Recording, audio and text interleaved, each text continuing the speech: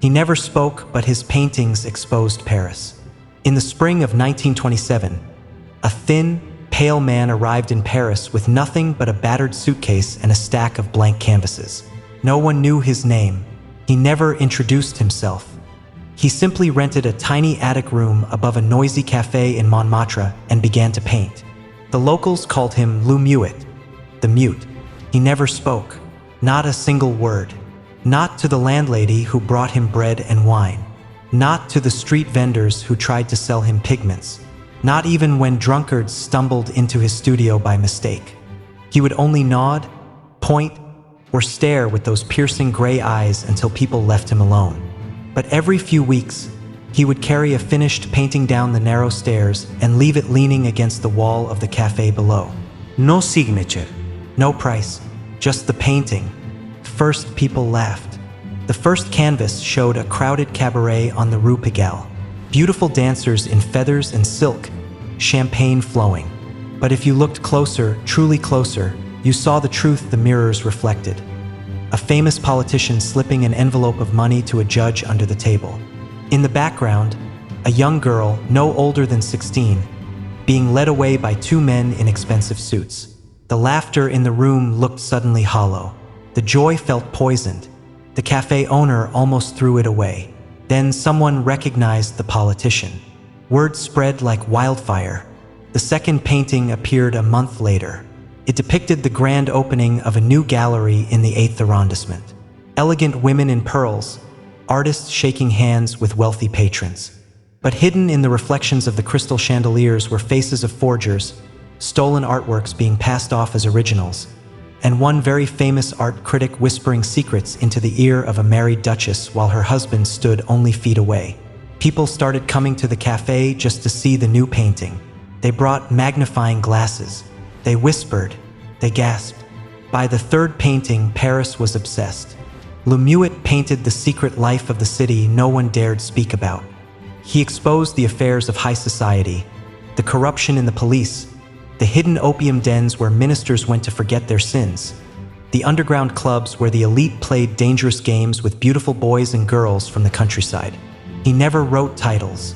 He never explained. Yet somehow, every detail was devastatingly accurate. One painting showed the interior of a luxurious apartment on Avenue Foch. A beautiful actress lay naked on a velvet chaise while her lover, a married industrialist, poured her wine. But in the corner, barely visible, was the industrialist's wife, hiding behind a curtain, holding a small revolver. 3 days later, the actress was found dead. Suicide, the papers said. But everyone who had seen the painting knew better. The police came looking for Le Muet, of course. They climbed the stairs to his attic. They banged on the door. When they finally broke in, they found the room empty.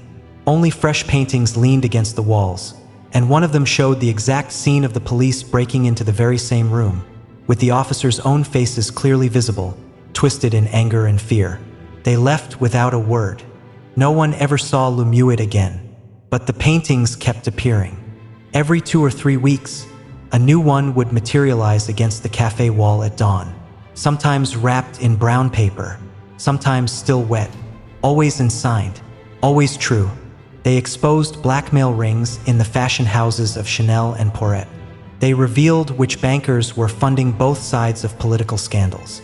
They showed the secret tunnels beneath the Paris Opera where forbidden lovers met and where bodies were quietly disposed of. Society trembled. Some paintings were bought by collectors for enormous sums, only to be burned in private. Others were stolen from the cafe wall in the middle of the night. A few ended up in the Louvre's basement, hidden away for study. But the truth had already escaped. Paris could no longer look at itself the same way. Years passed. The cafe owner grew old. One winter morning in 1939, as war clouds gathered over Europe, he found the last painting leaning against the wall. It showed the streets of Paris in flames, Nazi flags flying from the Eiffel Tower, and in the foreground, a single figure walking away into the shadows, carrying a suitcase and a stack of blank canvases. The figure had no face, but everyone who saw it recognized the posture, the silence, the eyes that had seen too much. Le Muet was gone. Some say he left for Spain. Others claim he died quietly in a small village in Provence. A few swear they saw him years later in New York, still painting, still mute, still exposing the hidden sins of a new city. But in Paris, his legend lived on. Because long after the last painting disappeared, people still whispered about the silent man whose brush spoke louder than any voice in the city of light.